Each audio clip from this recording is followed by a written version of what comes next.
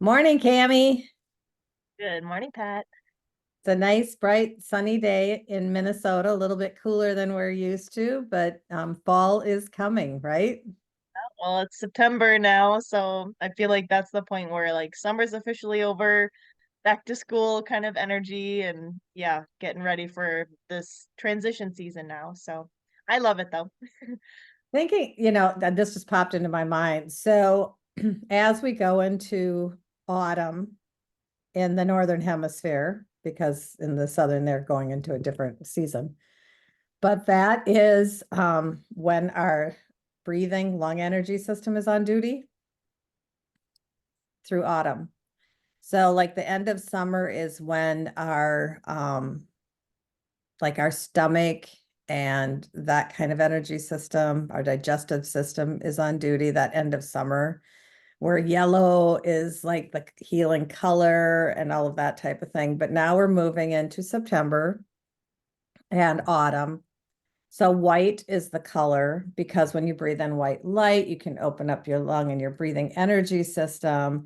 And interestingly enough, and I've shared this, of course, in our classes and that type of thing, but in the ancient Chinese medicine of Qigong and the five element theory, the grief, deep sadness, crying, depression, all can impact the breathing lung energy system. And we've talked about that before. Like, all of a sudden I've had so many clients that it's like, oh, I've got this upper respiratory thing, or no, I've got, COVID, I've got this and that, and they're grieving.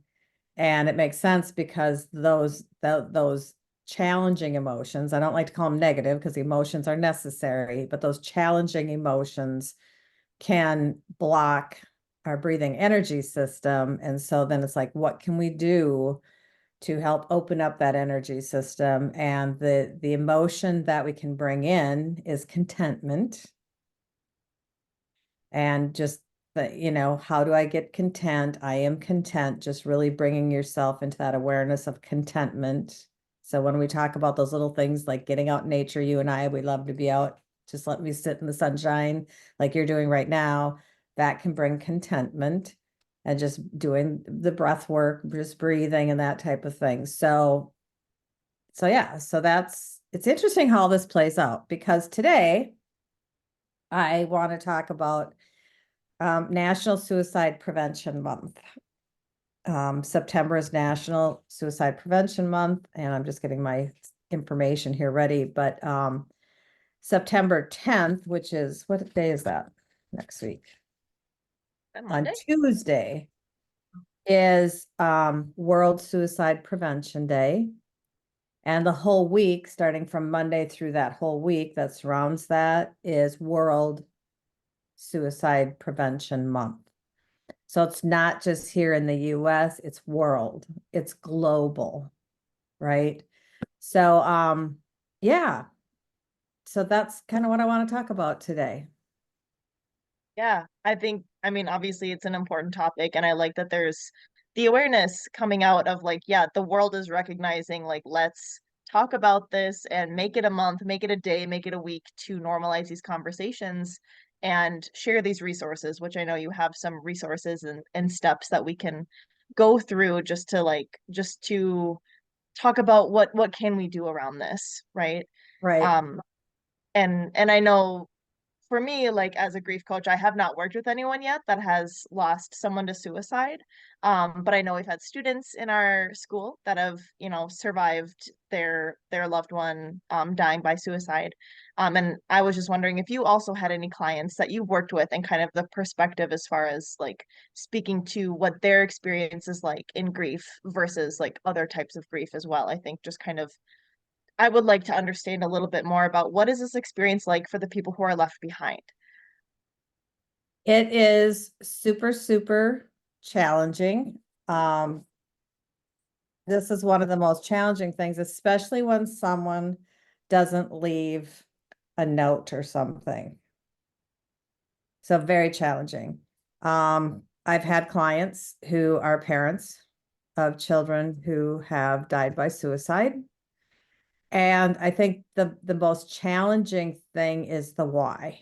You don't have a why. It's not like your child was injured in a motor vehicle accident. You have a why they died.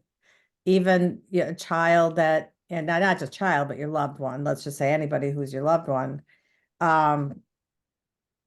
dies from addiction, fentanyl poisoning. You have a why. In suicide, you don't always have a why. They may, and I think of Robin Williams, kind of comes into my mind because he had this persona out there in the world, this happy, comical, just joy-filled persona. But inside, he was like so desperately sad. And I think he actually comes to me as someone that we need to be careful that we have to know what people are not saying. Or someone may be putting on this, and then it's just such a shock because it's like, oh my God, I had no clue. We had no clue. And then the guilt sets in. Why didn't I know that they were feeling this way? Right? So that's kind of a difficult thing. I talk in my book and in the class, I had a couple that they came about 8 months after their son died by suicide to work with me. And that was the biggest challenge, was the why. And so what we really did work with is, I wouldn't even call it reframing. It was creating.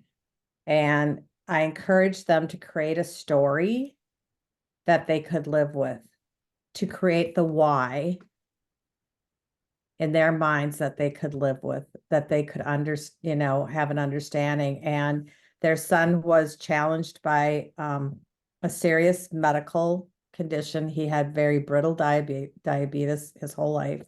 He was in his early 20s. He had started having seizures, so that on top of all of that, and he had just gotten his driver's license back after being taken away because of the seizure activity. So, a young 20-something young man, probably feeling like, wow, this is quite the life sentence, right? And so brittle that his mom had to be there with him. Like if he took a shower, she was right there because he could go and have an event that quickly. And then she had to be there to help, get his blood sugar up and regulated. So the story that her and her husband came with is that he went home for lunch that day, that he most likely had started knowing that, could feel that he was having either a seizure or his blood sugar was getting out of control. And in a total act of despair, without even thinking, he took his life.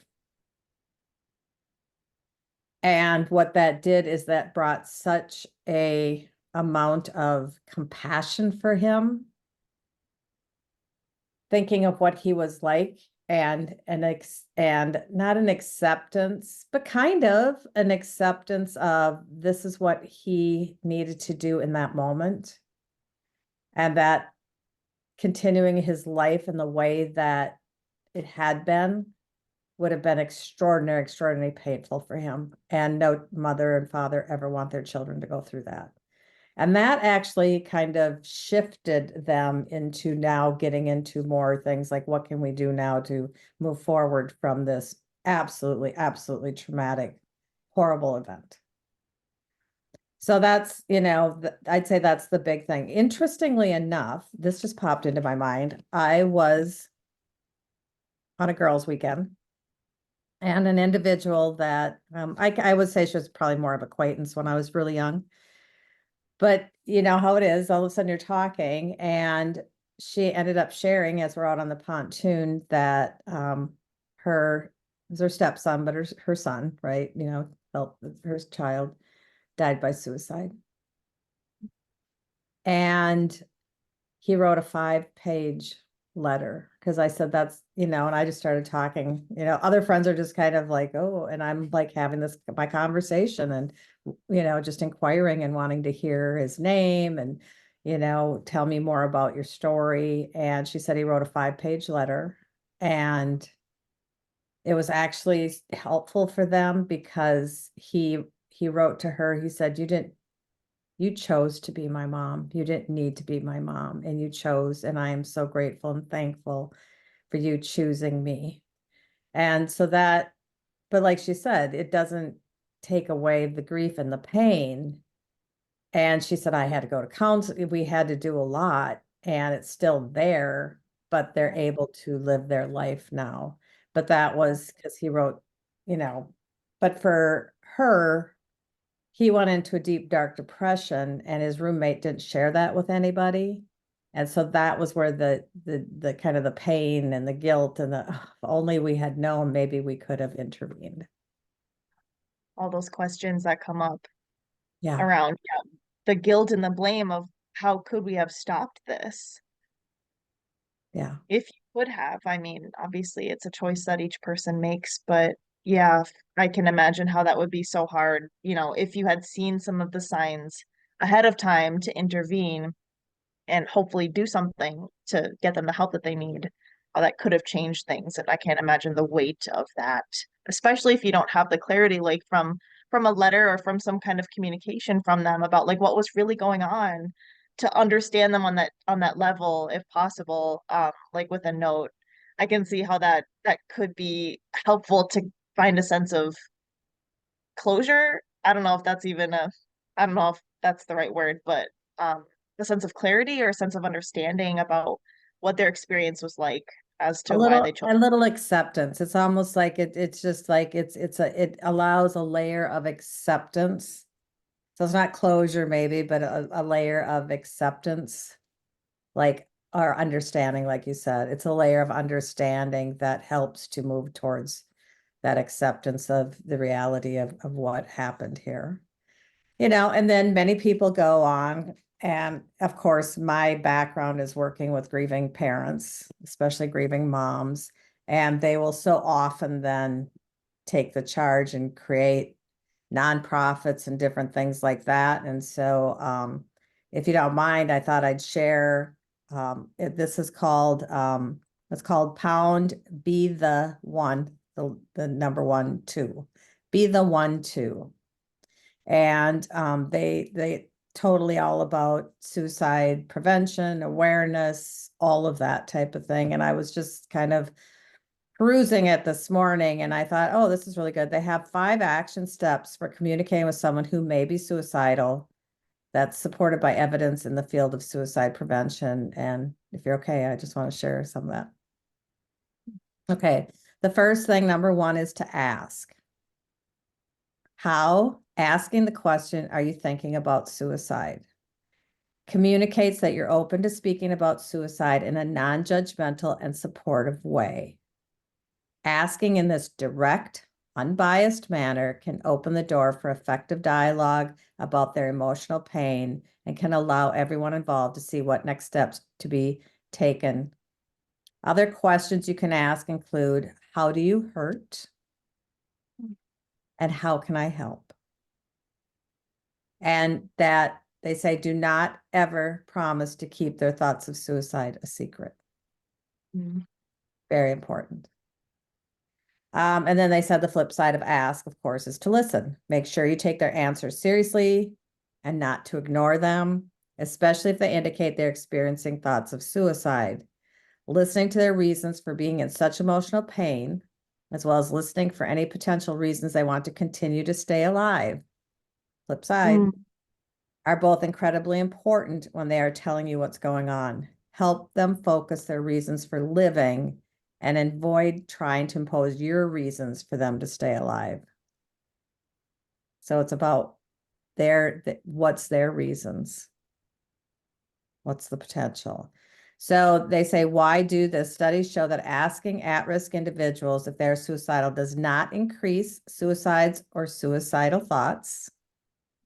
In fact, studies suggest the opposite. Findings suggest acknowledging and talking about suicide may in fact reduce rather than increase suicidal ideation. Wow. It's one of those things like, we need to talk about this. It's like death is not a dirty word. Suicide is not a dirty word. These are things we have to be talking about. Yeah, and I think just that speaks to the power of being seen and heard with what someone's experiencing, non-judgmentally, right? Like understanding them or seeking to understand them in the pain that they're going through. And just to have someone who's receptive to hold a loving space for whatever is coming up for them. And, as coaches, this is something we practice with our clients, but I can see how this is so hard to do if obviously it's your loved one that you're speaking to, and how you might want to jump in and tell them all the reasons why you think, XYZ, and how they're saying that, keep that neutral space. It's about them and their beliefs and what's important to them, and to just really listen non-judgmentally to what they're experiencing. Yeah, And that's so powerful. so powerful. The next one is be there. So they said how. This could mean being physically present for someone, speaking with them on the phone when you can, or any other way that shows support for the person at risk.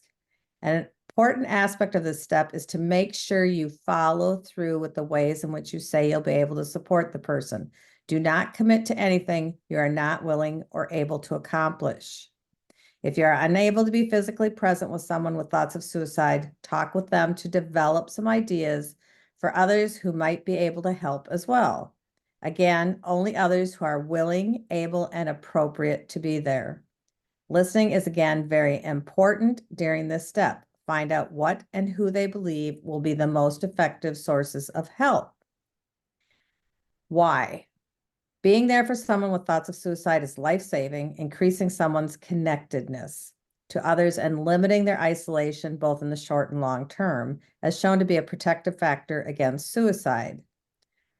Thomas Joiner's interpersonal psychological theory of suicide highlights connectedness as one of its main components, specifically a low sense of belonging. When someone experiences this state paired with perceived burdensomeness, arguably tied to connectedness through isolating behaviors and lack of a sense of purpose, an acquired capability, a lower fear of death, and habituated experience of violence, their risk can become severely elevated. This one spoke to me because it's like, what do we do? And the breathe coaching model, the E, engaging your tribe. Mm. And what do we teach people about engaging their tribe? How do they choose the right people? Right. Yeah. Yeah. And that speaks to like the connectedness and feeling like you're not alone, feeling like you have a sense of meaning and purpose and you have the right people surrounding you and supporting you. And Yeah. that literally saves lives. That connection, that loving connection with our people literally saves lives. And I think back to, that, and everybody knows this, my background really is working with grieving moms for the most part. And I think every grieving mom that I have ever talked to will tell me, I wish I wasn't here. I would rather be with my child. Because they wish they weren't here. They would rather be with their child. And so I do listen and inquire. And when you come to that tribe thing, that is so important because they need to feel connected. They need to know that there's someone out there that sees them and hears them. And I've had a few times where all of a sudden they've chosen people, and then a few weeks later, those people aren't showing up. Get busy in their own lives. And then I will help them co-create a new list of a couple of people that they can lean into, and what questions and requests can they make of this tribe, this support system, to ensure that you're getting what you need. And so I love that this is coming out because it's telling us, who are the people who care when someone is down and out, that we're going to show up or don't commit to it. Because I think that's the worst thing that can happen is we say, oh, we're going to be there. I mean, if I'm darkly depressed and I feel like I'm worthless and I'm not of value in society or within my family, I'm a burden, and then I reach out to someone and they're not there, boy, that just accentuates, yep, why am I here? I don't need to be. So show up and commit. If you are someone that, you know, someone that is struggling. The next one is help keep them safe. How? First of all, it's good for everyone to be on the same page. After the ask step, and you've determined suicide is indeed being talked about, it's important to find out a few things to establish immediate safety. Have they already done anything to try to kill themselves before talking to you? Does the person experiencing thoughts of suicide know how they would kill themselves? Do they have a plan? What's the timing for their plan? What sort of access do they have to their planned method? They said the why is knowing the answers to those questions can tell us a lot about the imminence and severity of danger the person is in. For instance, the more steps and pieces of a plan that are in place, the higher their severity of risk and their capability to enact their plan might be. If they have an immediate access to a firearm and are very serious about attempting suicide, then extra steps like calling for emergency help or driving them to an emergency department might be necessary. The lifeline, which is the call 988, people can just dial 988 and get there, can always act as a resource during these moments as well if you aren't sure what to do next. And the Harvard T.H. Chan School of Public Health stated that reducing a suicidal person's access to highly lethal means or chosen method for a suicide attempt is an important part of suicide prevention. A number of studies have indicated that when lethal means are made less available or less deadly, suicide rates by that method decline, and frequently suicide rates overall decline. And it also shows that method substitution or choosing an alternate method when the original method is restricted frequently does not happen. So they have like, okay, I'm going to take the gun, I'm going to use that. If you take the gun away, they're not like, okay, now I need to look at a different means. The myth, if someone really wants to kill themselves, they'll find a way to do it, often does not hold true if appropriate safety measures are put into place. The help keep them safe step is really about showing support for someone during the times when they have thoughts of suicide by putting time and distance between the person and their chosen method, especially methods that have shown higher lethality like firearms and medications. And that's interesting because we talk about, you know, you volunteered at a grief camp, I volunteered at a grief camp, and one of the things that we were trained by, you know, the social worker therapist who actually kind of founded a lot of this and was the director for many years is, do they have a plan? People may say things, or I just wish everybody would be better off if I was dead. Then you sit down and say, have you seriously thought about that? Do you have a plan? And that's what I do with my grief coaching clients. When they say, I would rather be dead, it's like, have you thought about this seriously? So we don't shy away from those conversations. I have really straight conversations with them. And I also let them know before we even enter into our coaching agreement that if I hear anything that gives me pause, that I think that they're going to harm themselves or others, that I will take the action to get them help. Yeah. And that's I won't promise that I will keep this a secret. Right. Ooh. It's heavy, isn't it? It is a lot. Yeah. Yeah, that's hitting home for me. Recently my cousin was speaking about some of this, and I wasn't there. I didn't witness it, but that's been a conversation in the family now. Like, well, what do we do now? Like, how do we have these conversations? So all that's in the back of my mind right now. Like, wow, this is close to home for me, and just got me thinking about, yeah, how can we show up and be that support? Because that does make such an astounding difference, as these steps are pointing to, of course, the statistics and just what they're finding as far as like what do people need when they're in that space of so down, and that's the solution, right? Like how can we help even just a little bit? And yeah, that's different for each person, but it's got me thinking about my cousin. Well, maybe this whole thing is for you. and for others like you, of course, but for you to just like, okay, now this is giving you the ideas and the potential tools, and to have the conversations with your family Yeah. regards to, here is what the statistics are, here's what we can do. Yeah. Who's going to step up? Who wants to be with me to step up and be part of this tribe of support? Yeah. Yeah. Yeah. And it's no secret that, suicide rates are skyrocketing in our world. And for those of us who are not in that space, we know that there are so many people around us who are.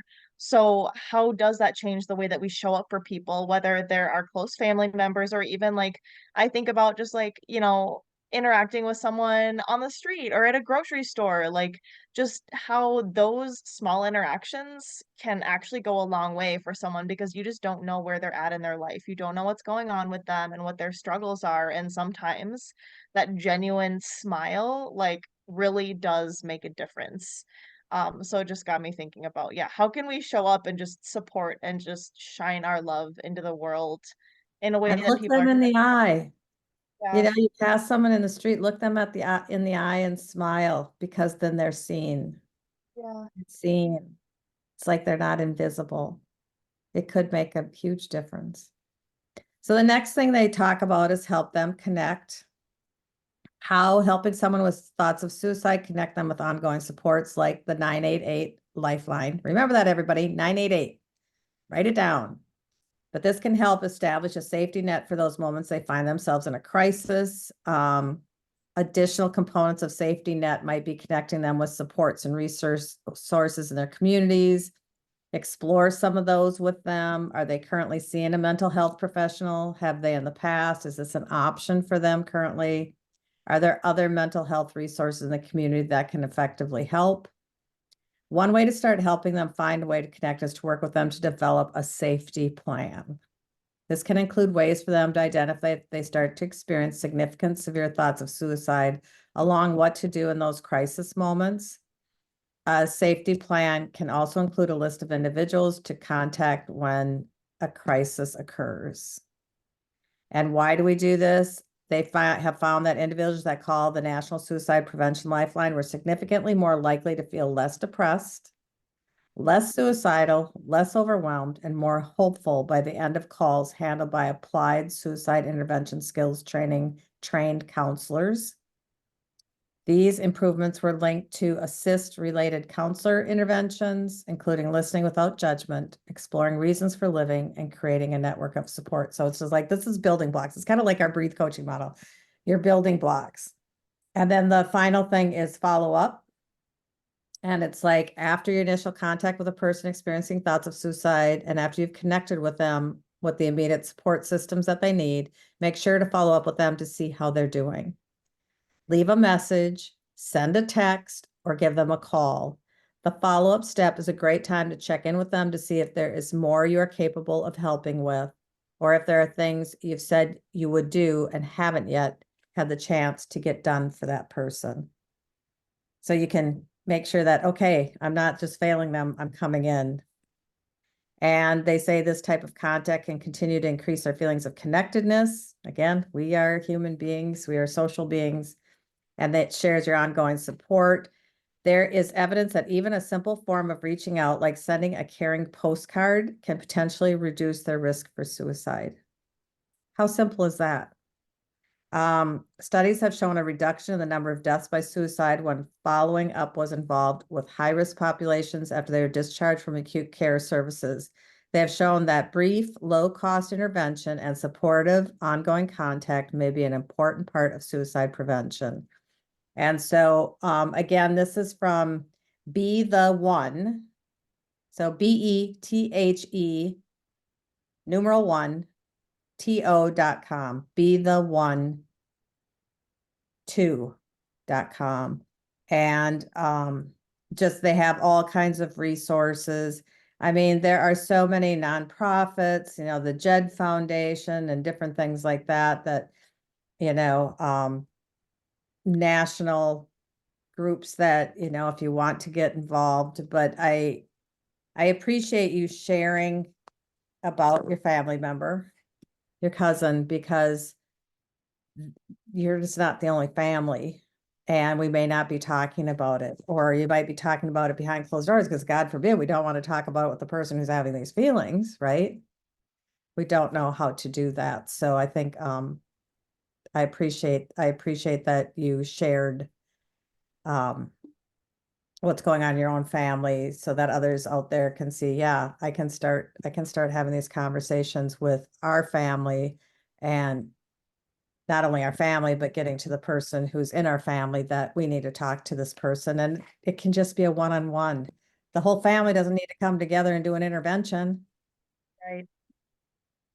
Right. And sometimes it is just that one safe person, right? Like that's kind of my family was talking about everybody getting involved, and I'm just like, oh my gosh, like I can see how that would be so overwhelming for the person on the receiving end of that. Like, so yeah, and it's scary stuff. It's hard to think about. It's hard to have these conversations. Like, just kind of on my end of things, what I'm experiencing, even thinking about how to approach this. Like, yeah, that is really tough.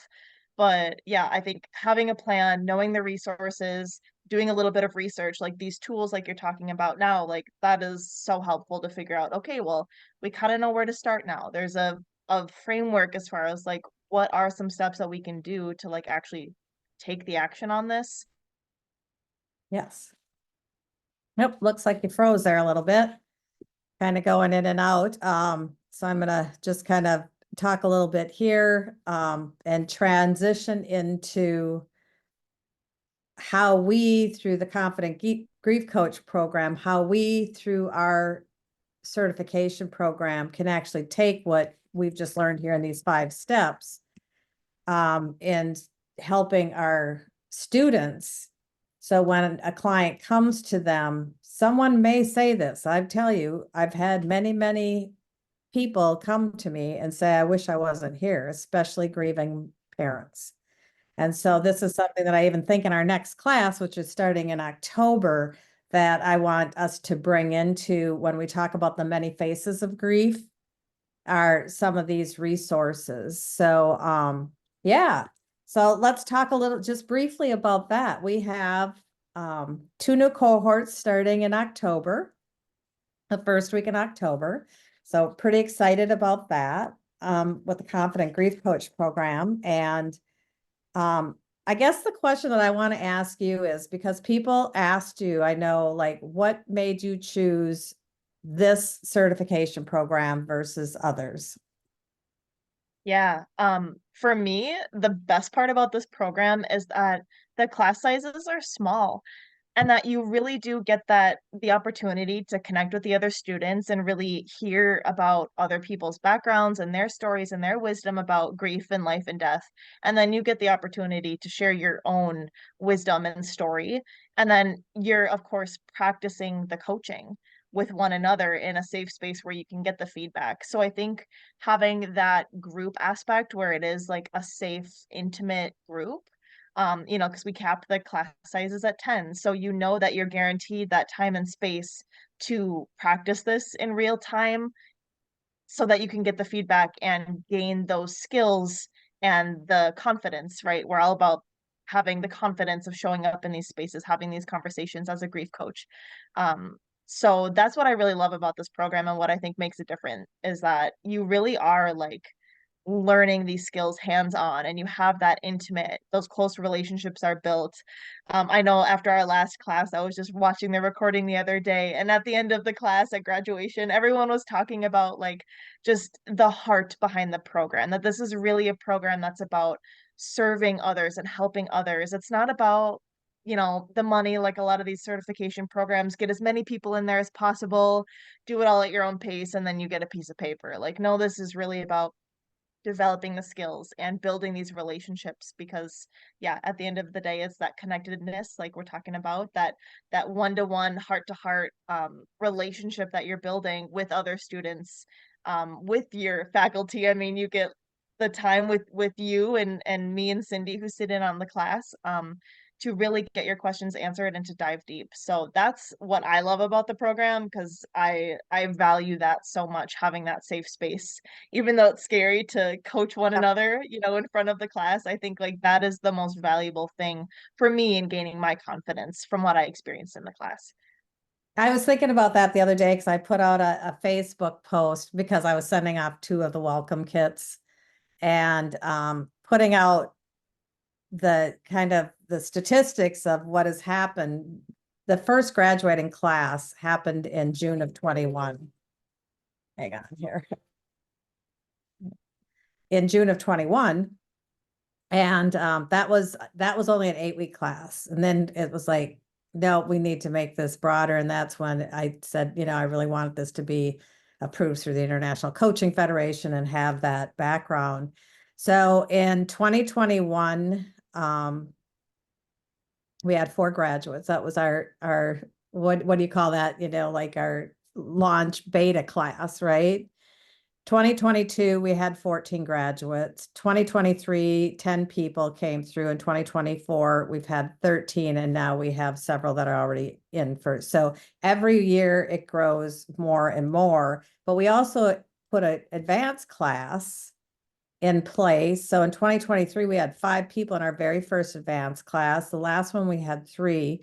So it doesn't sound like big numbers. And I thought, you know, sometimes our ego gets in the way. And I thought, I wonder if people are going to read this like, well, your program isn't all that great because look at, you don't have the numbers. And then all of a sudden I thought, this is like the best because we are committed to small, intimate quality. And the beauty of it is the vision is to provide accessible and transformative healing for grieving families throughout the world. And out of those 40 some people that have joined us in, you know, a 3-year period, 6 countries are represented now. 19 US states, 38% of the states in the US are represented. And some, we have some that there are multiple people in there. And to me, that is just absolutely extraordinary that this vision is not a pipe dream. And I read, you know, you pulled out some of the comments from our last class that ended in June, right? Because we take the summer off. And I mean, it almost brings tears to my eyes. And it's not an ego thing. It's such, I'm so honored that the people that come into our classes all have the lived experience. They're willing to be vulnerable because they know that things are going to shift for them. And we saw dramatic. We had one person who is actually going to go to our advanced class who said, I'll be your guinea pig or whatever. I'll be your test subject, you know, so we can see how our program works and how it changes the emotional barometer, like the heavy emotions and how that's impacting their lives, and then the life engagement in all areas of their life. And so this beautiful woman just said, yeah, I'll do it. And she was, you know, she had experienced some significant grief. She was a widow, but the grief expanded into her parents had died, expanded into family stuff, estrangement, a bit of estrangement almost. And her heart was so heavy. And so she was willing to explore that with the Breathe program. And she just, I mean, the change that self-reported was astronomical. And now she's like, okay, I want to get into the advanced program. I'm going to celebrant training because I had talked about my celebrant training, you know, and I mean, she's just like, you can just see that her life and her purpose is just like, woo. And that's where I'm proud. I'm proud of what we have created. And I didn't do this just by myself. First of all, the wisdom keepers of all my clients helped me and my training, but then you and Cindy and Lori is another member of our team have just helped to just make this so magnificent. And the testimonials that we get, you know, that it went the way that it was supposed to be. And no one class is going to be the same, right? what you see is what you get when you look at me. And if I'm doing the training, or either of you are doing a class or sharing or whatever, what you see is what you get. And it's like coaching is all about being in the dance and being flexible. And that's how our classes go. So there is no set. If you're coming to like go to a classroom, a college classroom where your curriculum is absolutely set and we're only going to talk about that, this is not the program for you. If flexibility wigs you out, which is okay, it happens to people, this is probably not the class for you. But if you really want to be able to dig deep into your own stuff and to experience it so that you can take this out to other people, this is the class. So yeah, so I'm just super thrilled. So I'm actually going to be leaving the country next week for 2 weeks. And so I'm going on a 2-week trip to Portugal, something that's been on my bucket list. So I'm leaving next Tuesday. So I have some openings through this weekend on my calendar, but Cami has been kind enough to say, hey, I'll take over your calendar. So if you want to go into a pre-enrollment call, you don't have to sign up or anything, but to really sit down and explore this program, go to our website, which is in the notes here, and look at the webinar, sign up for the first class recording, because once you sign up into that, you get access where you can click on the recording and it goes through the whole program. But as you scroll down on that page, it gives you all the details about the program. It tells you it's the 12 weeks. What are we doing in it? What's the curriculum? What are all the things that are part of the program, and the cost of the program, and all of these payments, all that kind of stuff, that tuition, all that stuff that you need to know. But I just wanted to quickly say, people have said, and I think I heard that on the last class more than anything, is that, oh my gosh, Pat, you're so generous. It's not I'm generous. It's that I have a calling that we need to supply everybody with everything that we can, with the tools and resources to go out there and be effective. Our job is to go out there and provide accessible and transformative healing for grieving families throughout the world.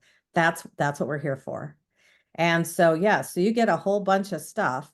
You get the whole model of the Breathe program and anything that you need with it, but you also get like a free human design reading, which everybody loves. If you don't know human design, Google it, because everybody loves that. And that's a pretty significant value that you get a session with that.